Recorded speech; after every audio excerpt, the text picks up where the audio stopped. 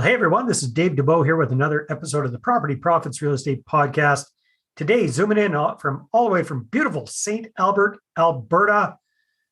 That's part of Edmonton. If you haven't been there before, I've been to St. Albert many, many times. We've got our friend, Mr. Rick Harris. Rick, how are you doing this fine day?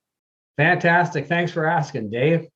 So if you're not familiar with Rick, he's a very accomplished real estate entrepreneur, an investor, an author, a trainer. He's just got his newest book out called 31 Days to Purchasing and Renting Your First Investment Real Estate Property. Well, that sounds great. So doing it all in 31 days. So welcome, Rick. And let's just jump in and get started with, how did you end up in this wild and wonderful world of real estate investing? Oh, thanks for asking, Dave. It's interesting. I had a great corporate job for many years. And one of the things, when you're in a career position, you end up just turning over your money for investments to someone else. And so whether it's planner or your corporate pension fund or whatever it is, right? Absolutely. And I had all the bells and whistles. I had a defined benefit pension. It doesn't get any better than that. RSPs, OAS, CPP, outside investments. But I really had just turned the money over to other people, didn't have any control. And I was looking for that one specific thing that I could actually do that I felt I had some control over. And investment real estate, when I did my research, fit that bill. And you know what? I've always had that entrepreneurial spirit. And but I didn't want to give up my day job. And that's one of the things I say in my book: don't give up your day job. But I still wanted to have some control and take the managerial skills that I had learned over the years and put them to work as an entrepreneur. And I got to tell you, having that side hustle of having investment real estate turned out to be the right thing for me. Cool. So what did that look like for you at the beginning? What did you kind of gravitate to first? Because there's all sorts of different real estate investing strategies. What's your bread and butter? My bread and butter is actually buy and hold. Of and what? That's really single family homes or multifamily. What do you like to buy and what do you like to hold? So primarily either individual condos, like apartment style condos, or bungalows and duplexes. And That's kind of been my the three mainstay investment properties that I've bought over the years. And it's interesting when you get into, Dave, when you first get into it and you use a buy and hold strategy, at first, you're thinking, oh my God, you've got these 25-year amortization mortgages.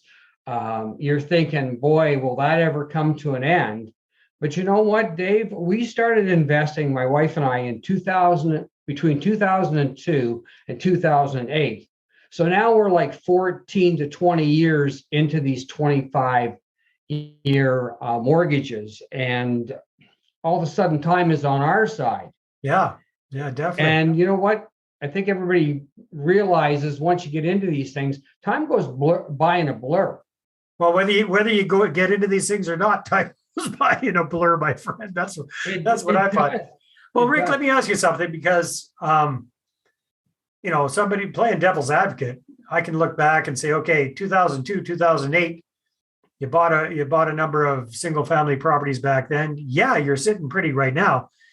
But fast forward to 2022, and if you're trying to buy a single family house, a bungalow, a condominium, and make that sucker cash flow in many parts of the country, good luck. Good luck with that. So what is your philosophy given the current pricing of the market? The fact that as we're recording this, if my memory serves me correctly, the average single family home price across the country is over $700,000. How do we make this work in today's environment? Great question. You know what? The first thing, Dave, if I could go, I do two things. First of all is you know what? You have to give up something, especially in today's world. And what I mean by that is when I first started out, my wife and I, we went right for the white picket fence house. And so what that does is it really puts a lot of financial pressure on you in the beginning because you're just trying to make your mortgage payment and take care of your family.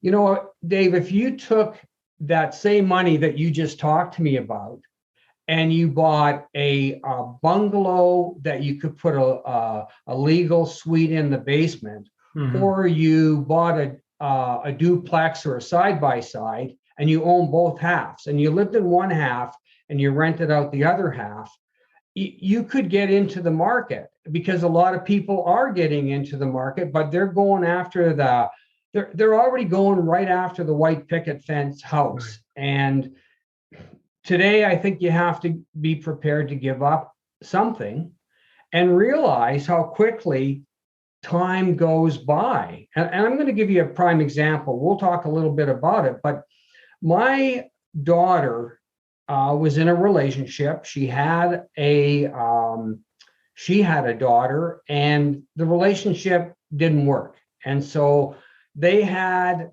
a white picket fence, Dave. So they had that type of house. It was a 2-story, double attached garage, big backyard, beautiful house. And luckily, when the relationship ended, at least they split everything fairly down the middle.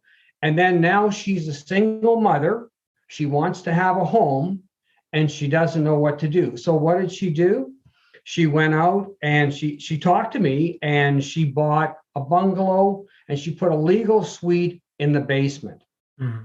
And Dave, the incredible thing about that is when she first started, she said to me, Dad, because what happened was there was a couple of programs in St. Albert at the time. They actually had a income suite grant up to $15,000. Nice. So it cost her about $38,000. Now remember, there's some work that was done, Dave, in the basement, but it cost her about $38,000 to bring it up to code, and she ended up with an income suite. Now here's the cool thing about it: she had to keep the suite in the program for 5 years, and that's where she said, "Oh my God, 5 years, Dad." Well, anyways, at the end of the day, Dave, her mortgage payment was $1,500 a month. She got $1,100 a month from the tenant. So her mortgage payment as a single parent was $400. Nice. Plus she increased the value of that property significantly by putting in a legal basement suite into it. You know, it's fantastic. Absolutely, Dave. That was the incredible part. And you know what? That 5 years has now ended. And she said to me, Dad, did that 5 years ever go fast? Here's the incredible thing, Dave. The tenant paid her $66,000 over 5 years, okay, which was 73% of her mortgage payment over 5 years, 73%. So well, not only that, but if she had have chosen if she was able to and had have chosen to pay the full mortgage payment herself, as well as accelerated payments using the tenant's rent, then she would have paid down her mortgage even more in that. Absolutely. And you know, it's interesting you should say that, because the other thing I wanted to mention to you is that I talk about in my book in chapter 3 is I call it Uberizing your investment. And you say, well, what the heck does Uberize mean? And it's exactly to your point, Dave. If you look at it, I'll give you a prime example. I'm going to give you a real example. We currently have a mortgage that it's $105,000. We have 6 years and 2 months left on the mortgage. If I were to just add an extra $50 every 2 weeks to our payment, so just over $100, $110 a month, I could knock off 22 weeks off of, okay? So think about that but let's put this in context, Dave. If you only made $15 an hour, okay? Which I don't think is even minimum wage anymore. Yeah, which is around minimum. But let's say It would actually mean that you would have to work a part-time job for 2 hours a week to cover that extra money, but then you'd pay your mortgage off in over a half a year quicker. So to your point, if you look at it, that's part of the magic of all of this, is just a little extra effort.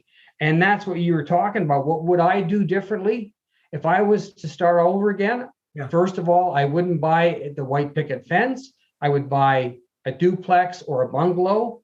And the other thing I do is I would go and get a part-time job, even if it was 3 hours a week, and put that money down towards the principal. Whoa. Or just tighten the belt a little bit more, and instead of spending that extra $100 a month, put that into paying things down. So a quick question for you here, Rick.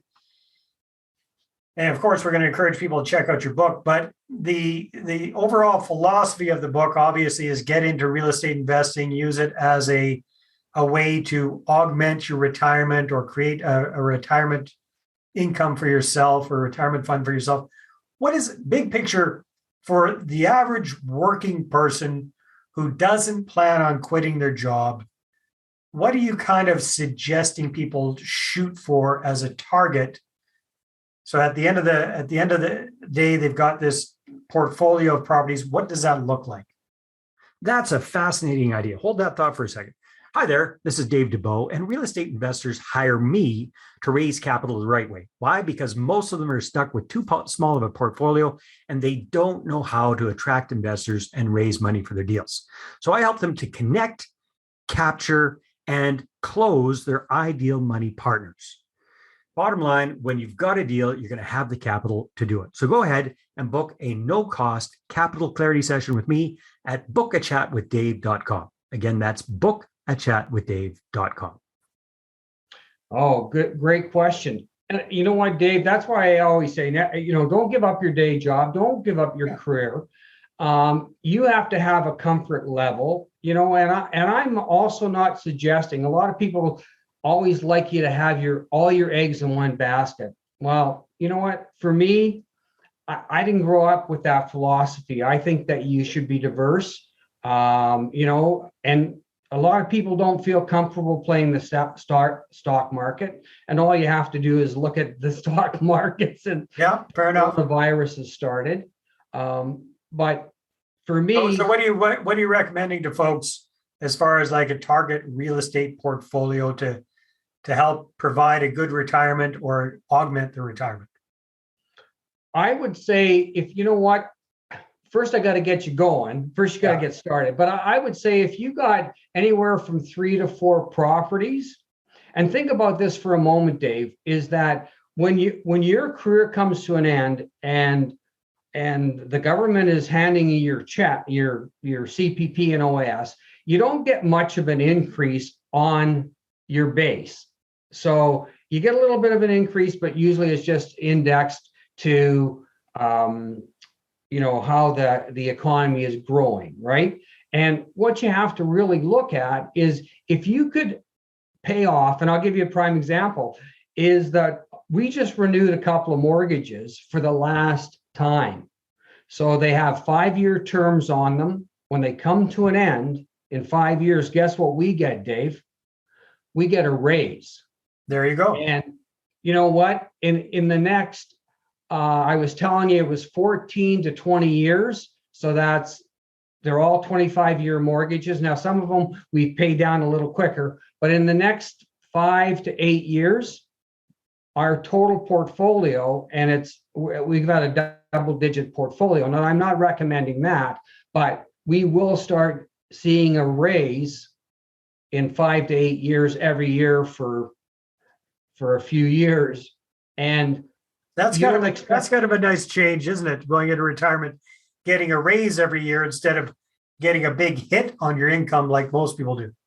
Exactly. And so that's what I would suggest. You don't have to chase a million doors.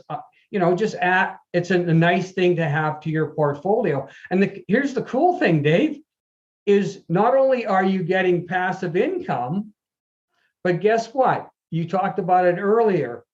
the real estate continues to grow in value, and you don't have a mortgage payment anymore. That's right. So if you want to leave a legacy,